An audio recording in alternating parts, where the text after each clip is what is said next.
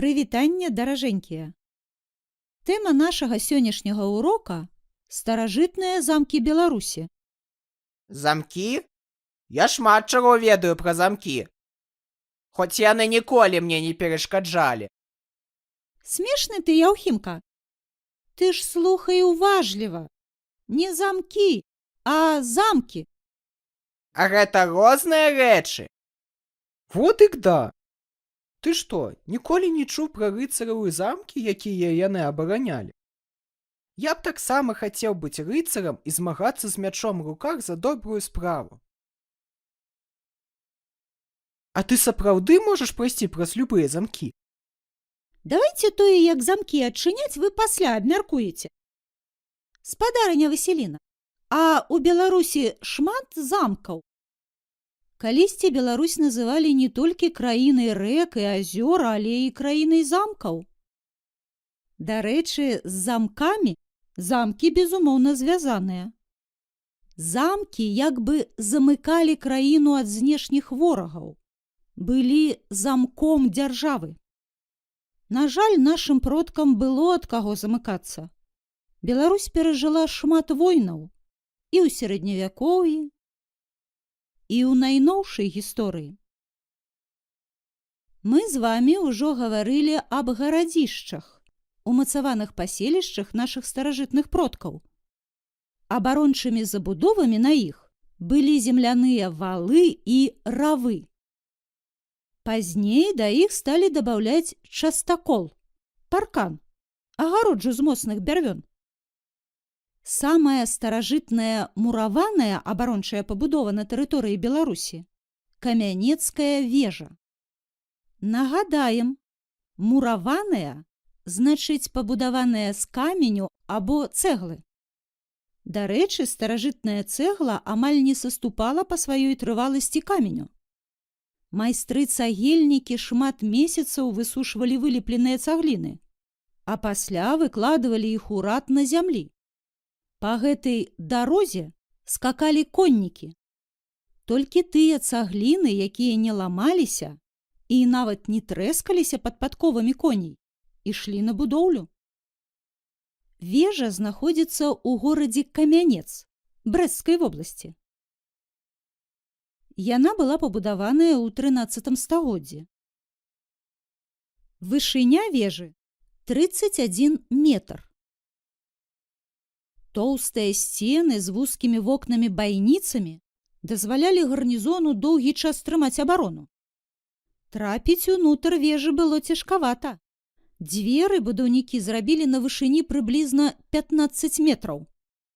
Цікава, што шырока распаўсюджаная назва камянецкай вежы – Белая вежа – з'яўляецца памылковай. Пабялілі яе толькі ў сярэдзіне мінулага 20 стагоддзя. І то ненадоўга. Але адна вежа – гэта яшчэ не замак. Некалькі абарончых вежаў, моцныя сцены паміж імі, роў з вадой вакол, а ўнутры жылыя памяшканні, склады для зброі, запасаў харчавання, калодзеж, можа яшчэ капліца або царква, лазня. Вось гэта замак. У першай палове 14 стагоддзя па загаду вялікага князя літоўскага Гедзіміна для абароны супраць крыжакоў былі пабудаваны 5 замкаў у Лідзе, Навагрудку, Крэве, Медніках і Троках. Два апошнія населеныя пункты зараз адносяцца да Літоўскай рэспублікі, а астатнія нашы, беларускія. Лідскі замак даволі просты і невялікі у параўнанні з іншымі. Перад пачаткам яго будоўлі паміж берагамі рэк Лідзея і Каменка быў насыпаны пясчаны ўзгорак, каб замак стаяў вышэй. З паўночнага боку рэкі злучыў глыбокі роў.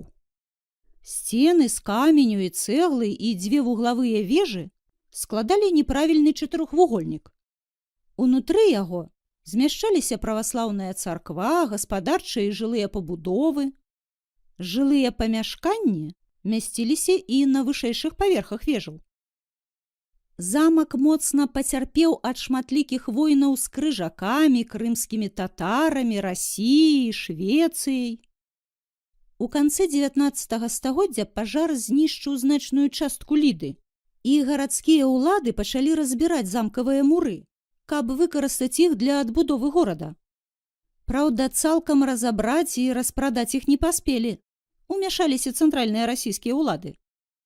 У 20 стагоддзі унутры замка спыняўся вандроўны цырк альбо звярынец. Узімку залівалася коўзанка. Пэўны час быў стадыён. У 2010 годзе была завершана рэканструкцыя замка, і зараз можна з'ездзіць туды на экскурсію. Або на рыцарскі фэст, меч лідскага замка. Ад крэўскага і навагрудскага замкаў засталіся толькі рэшткі калісьці моцных муроў. Крэўскі замак шмат чым быў падобны на лідскі.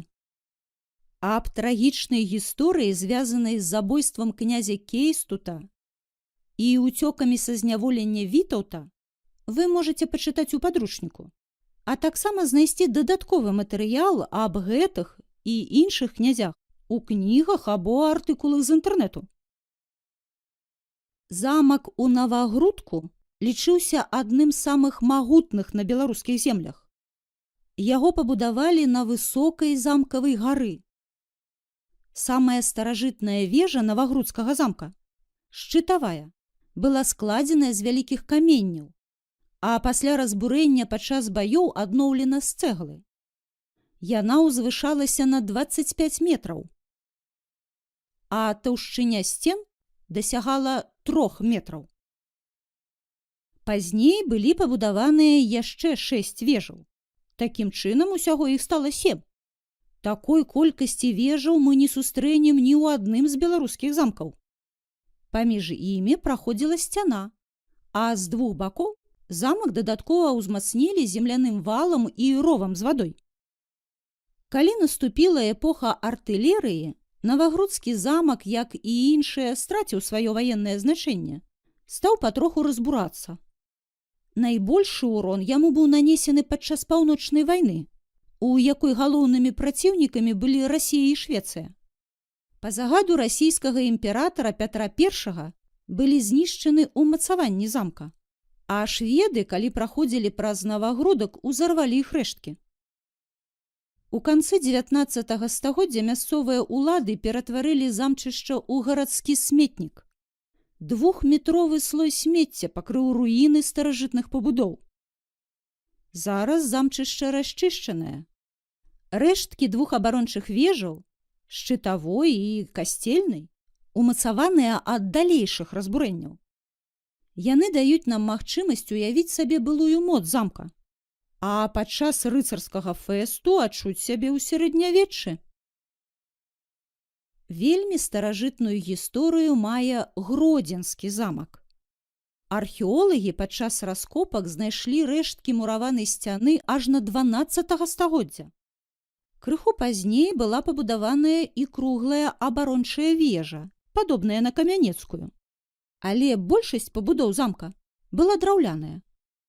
У канцы 14 стагоддзя здарыўся моцны начны пажар.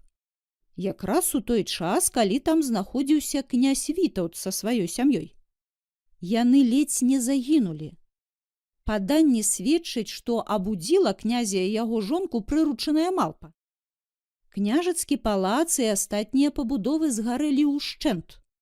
І Вітаўт загадаў пабудаваць новы замак толькі з каменю і цэглы. Ён меў 5 вежаў, адна з якіх адыгрывала ролю уязной брамы. Магутныя сцены 3-метровай таўшчыні.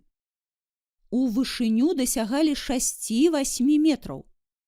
Калі ў пачатку 15 стагоддзя крыжакі ўварваліся ў Гродна, яны нават не спакусіліся штурмаваць замак. Прарваць яго абарону здавалася неверагоднай задачай. Стары Гродзенскі замак быў не толькі крэпасцю, але і рэзідэнцыяй князёў Вялікага княства Літоўскага і каралёў Рэчы Паспалітай. Напрыклад, там вельмі любіў жыць кароль Стэфан Баторый. Па яго загаду замак быў ператвораны ў пышны палац. Чаму мы назвалі гэты замак старым? Таму што ў сярэдзіне 18 стагоддзя насупраць яго быў пабудаваны новы гродзенскі замак. Ён таксама служыў рэзідэнцыі каралям. Тут праходзілі паседжанні сойма, парламента, Рэчы Паспалітай. У новым гродзенскім замку скончылася існаванне гэтай дзяржавы. Пасля падзелу тэрыторыі Рэчы Паспалітай паміж Расіяй, Аўстрыяй і Прусіяй апошні яе кароль Станіслаў Аўгуст Панятоўскі менавіта тут адрокся ад трону. Адным з самых прыгожых замкаў Беларусі лічыўся Гальшанскі замак. Ён быў пабудаваны ў 16 стагоддзі. З мястэчкам Гальшаны, гэта ў Гродзенскай вобласці, і Гальшанскім замкам звязана шмат містычных рэчаў. Самае знакамітае з паданняў аб белай даме і чорным манаху, якія быццам бы з'яўляюцца ў месячныя ночы, скарыстаў беларускі пісьменнік Уладзімір Караткевіч пры напісанні гістарычнага дэтэктыву «Чорны замак Гальшанскі». Паводле гэтай кнігі зняты мастацкі фільм. І што, гэта ўсе замкі?